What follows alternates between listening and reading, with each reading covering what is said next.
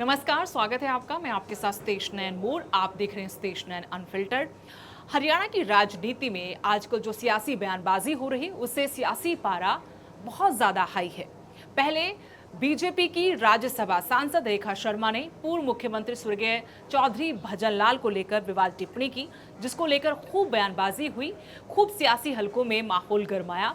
उसके बाद एक और बीजेपी विधायक हैं रामकुमार गौतम, उन्होंने भी पूर्व सीएम स्वर्गीय चौधरी ओम प्रकाश चौटाला को लेकर ऐसा कुछ कहा है, जिससे राजनीति एक बार फिर से गर्मा गई है। इसके बाद कई सवाल उठते हैं कि क्या एक सोची समझी रणनीति के तहत इस तरह से बीजेपी के नेता बयानबाजी कर रहे हैं, या फिर आजकल सियासी बयानबाजी का स्तर इतना ज्यादा गिर चुका है कि कोई भी नेता किसी के बारे में भी, चाहे वो पूर्व मुख्यमंत्री ही क्यों हो, उनके बारे में कोई भी टिप्पणी करने से पहले सोचते नहीं है, मर्यादाएं लांघी जा रही हैं, शब्दों का ख्याल नहीं रखा जा रहा। क्योंकि रेखा शर्मा का अभी विवाद शांत हो ही रहा था कि इसी बीच भाजपा विधायक रामकुमार गौतम ने पूर्व सीएम चौधरी ओम प्रकाश चौटाला को लेकर विवादित बयान दिया है। हरियाणा के पूर्व डेप्यूटी सीएम दुष्यंत चौटाला ने हालांकि उनको लीगल नोटिस भी थमा दिया है। पूर्व डेप्यूटी सीएम दुष्यंत चौटाला ने कहा कि रामकुमार गौतम की ओछी मानसिकता समाज को बांटने वाली है और उनके इस बयान से ओम प्रकाश चौटाला के समर्थकों को भी ठेस पहुंची है। दुष्यंत ने कहा कि ओपी चौटाला ने हर वर्ग के कल्याण के लिए कार्य किए थे और ओपी चौटाला जैसी महान शख्सियत को किसी समुदाय विशेष के विरुद्ध प्रस्तुत करना निंदनीय है। इसी के साथ सिरसा की सियासत में उबाल है, वहां से भी प्रतिक्रियाएं आ रही हैं और पार्टी के राष्ट्रीय संयोजक जो हैं इनेलो से प्रोफेसर संपत सिंह, उन्होंने भी सोशल मीडिया पर बकायदा इस पूरे बयान को लेकर पोस्ट किया है। बयान क्या है वो भी आपको बताएंगे, आप लोगों ने सुना भी होगा, वो सुनाएंगे भी, जिसमें तंज भी कसा गया है संपत सिंह की तरफ से। कहा कि आरोप निराधार है। पूर्व मंत्री संपत सिंह ने पोस्ट में बकायदा लिखा है कि स्वर्गीय चौधरी साहब पर इस प्रकार के निराधार आरोप लगाना रामकुमार गौतम को की जो हताशा है, राजनीतिक सरहीनता है, उसको दर्शाता है। ऐसे बयान किसी भी जिम्मेदार व्यक्ति को शोभा नहीं देते। संभव है कि ये सब उन्हें सुनियोजित रूप से सिखाया पढ़ाया गया होगा। भाजपा लगातार एक रणनीति के तहत हरियाणा की विरासत और सम्मानित नेताओं पर प्रहार कर रही है। पहले स्वर्गीय भजनलाल जी और अब स्वर्गीय ओम प्रकाश चौटाला। आपको बताएं कि रामकुमार गौतम पहली बार इस तरह से बयानबाजी नहीं कर रहे, बल्कि उनके पहले भी कई ऐसे बयान हैं जिन पर खूब विवाद हुआ। और अब एक बार फिर उन्होंने जब चौटाला परिवार को निशाने पर लिया, जिक्र कर रहे दुष्यंत चौटाला का, पत्रकारों से बातचीत कर रहे थे और उसके बाद दुष्यंत चौटाला को तो बहुत कुछ कहा ही। उन्होंने पूर्व सीएम चौधरी ओम प्रकाश चौटाला को काफ़ी कुछ कहा। उन्होंने यहाँ तक कहा कि ये ऑन रिकॉर्ड उन्होंने एक बयान दिया है कि ओम प्रकाश चौटाला ने कहा था कि बीजेपी और ब्राह्मण कहीं धरती पर दिख जाए तो मुझे बता देना, मैं इनका नाश कर दूंगा। मैंने इनके सारे, आगे ये भी कहा कि चौटाला परिवार के मैंने सारे खेल देख रखे। चौटाला साहब का समझौता बीजेपी से था और बीजेपी के खिलाफ ये ऐसी बातें करते थे। साल 2000 में उन्होंने सारी बीजेपी उजाड़ कर रख दी।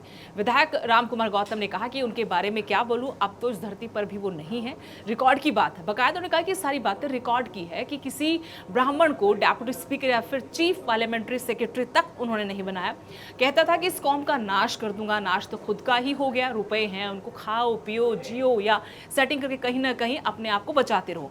लेकिन वो दिन भी आएगा जब धन भी जाएगा, सब कुछ जाएगा। ये बयान उन्होंने करनाल के असंध में दिया था। इसी पर राजनीतिक गरमाई हुई है, लीगल नोटिस थमाया है। वहीं अजय चौटाला ने कहा कि वो दादा कुछ भी कह सकता है। जजपा सुप्रीमो अजय चौटाला ने चौधरी ओम प्रकाश चौटाला पर प्रतिक्रिया दी। कहा रामकुमार गौतम को दादा कहकर चुप रहे, पर पल भर बाद ही कहा कि वो कुछ भी कहते हैं, वो दादा है। जो आदमी जिसका विधानसभा में ये रिकॉर्ड है कि 10 किलो गोबर खा सकता है, वो कुछ भी कह सकता है। तो राजनीति का सर जो है बयानबाजी को लेकर लगातार गिरता जा रहा है। अगर कोई एक गलती करता तो सामने वाला भी उस तरीके से उसी लेवल पर आकर बयानबाजी करता है। तो यहाँ पर रामकुमार गौतम को लेकर आपकी क्या प्रतिक्रिया है? क्या उन्होंने पूर्व सीएम के बारे में जो कहा ओम प्रकाश चौटाला के बारे में वो गलत है? आपको लगता है कि क्या वो एक सोची समझी बीजेपी की रणनीति है, या फिर कुछ राजनेता ध्रुवीकरण करके समाज में अपनी सियासी रोटियां सेक रहे हैं, अपनी राजनीतिक जो जनाधार उनका है राजनीति का, उसे मजबूत कर रहे हैं? रामकुमार गौतम बहुत वरिष्ठतम विधायक हैं और उनके मुंह से अगर इस तरह की बातें आती हैं तो अनजाने में तो नहीं आती होंगी।